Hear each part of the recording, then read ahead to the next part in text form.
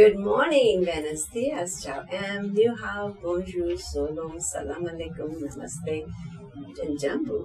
I'm here in Mumbai, and I met a lot of my young friends here, and they have a lot of questions, and they all decided to come to my hotel room and do a documentary on my life. So I thought, okay, I've been thinking about it. So here, let me introduce you with Kaja Siddhi.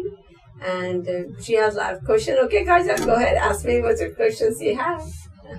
Tell us a little bit your young awakening moment. My young awakening moment. My young awakening moment started at the age 7. I had a Shifu who taught me Qigong and meditation. And I went through almost a year and a half of deep training that helped me sustain a lot of shocks in my life. And I was so enthusiastic about him. I love him so much. I'll go to school, I'll finish my homework, and I'm running over to him. And I can stay even at that time in my meditation for 5 hours, 6 hours. I'll stay silent. But I enjoyed the calm time because my mom has a lot of commotion, a lot of kids in the house, you know. And we had a big place, but still there's a lot of kids. But so I was just born to be calm. So I had that calming moment, and I was enjoying that my space that he helped me create. And this is what I'm talking. The earlier we can create our space, and I think the earlier we can sustain. And that's why I'm a big advocate of early childhood education on wisdom, on education, right from here, developing your heart. As you develop your heart, your brain is developed. What happened when you were 9 years old? Oh, thank you for asking. This is a very important question. When I was 9, I was in a severe accident where I hit my head with the pavement. I had 8-hour surgery. My scalp was so soft you can put your finger in it. And a doctor told my parents there is no hope for me. So I was not, and my mother was screaming and crying and crying. I couldn't see my mother's pain, so I just got up and I said, Lord is my best friend, and I don't care what you say. I went outside just in crying. I said, Lord, help me, and I will serve your planet. So, and then next day I remember sitting on my mother's lap, and I told my mama, no doctor, no physician, no medicine, and no treatment for me. And she looked at me. There was a strength in me from the beginning. And she always, for some reason, believed in me. And she said, okay. And then she started crying and she said, if you don't get better, I don't believe in any God. Okay, I said, yes, Mama.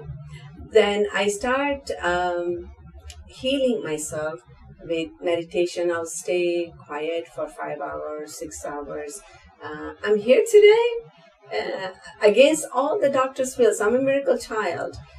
So I was able to heal myself. I remember every day was a little better day for me. I remember no medication, no therapy, no nothing. There's no physician involved. It's just me and my Lord.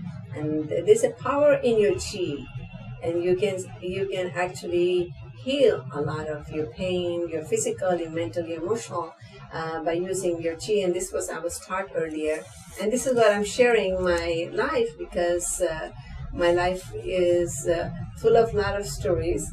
And so I was able to heal myself.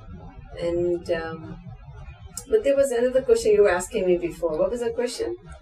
Tell us a little bit your young awakening moment. I already answered that question, right? Yeah. Okay. And then when I went back to school, what happened is I was bullied. That's the question you were asking, right? Yes. Yeah, I was bullied, and this girl, she was always forced me to do her homework. And I will say, why do you tell me why you're not nice? And she go, shut up, just do your homework. Do it for me. So I will sit there and do her homework. I will cry and I'll do her homework. So then she got sick and she was in the hospital. I told my mom, I said, can you take me to see her in the hospital? I went to see her, and guess what? I was the only person that went to see her because she was so bullied. People don't like her, so nobody cared that she was in the hospital. But my heart was soft. So I went to her and I saw her laying down, and I saw a nurse bullying her. Move it! Ta-da-ta-ta-ta. And then she was like, wait till I get better. I'm going to kick her butt. And I said, hey, look, that's your karma. I said, you bullied everybody. So now your karma coming back. See? Because she was bullying me, she was bullying other people. And then I said, if you don't get better, you're going to go to hell and all these animals going to eat you. She said, no, I don't want to. And I said, well, you need to change yourself. Anyway, I was able to change this young lady's heart to a positive change, and she became my very good friend. And I did her homework every day while she was in the hospital. How did you handle when you were bullied?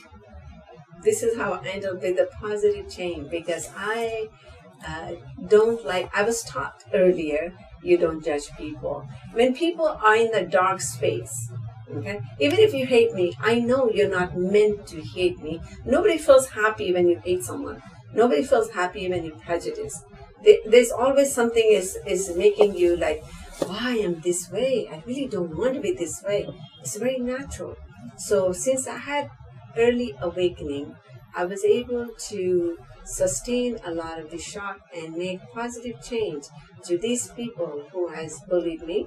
I was bullied at home too with my older brothers and sisters, but I loved them, and I didn't feel like I was bullying. My mom used to say they're bullying you, but I was very happy serving everybody. Thank you. Thank you.